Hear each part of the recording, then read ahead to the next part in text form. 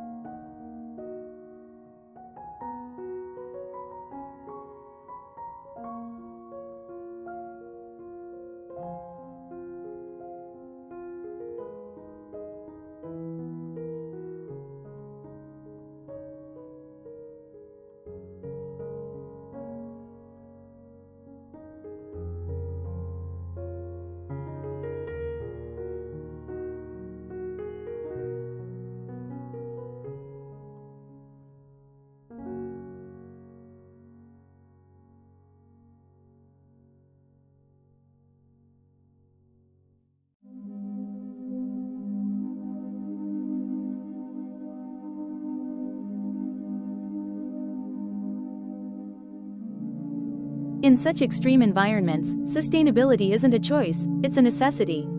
Solar panels, thick walls, passive cooling, and drought-tolerant landscaping turn this house into a responsible, self-sufficient habitat.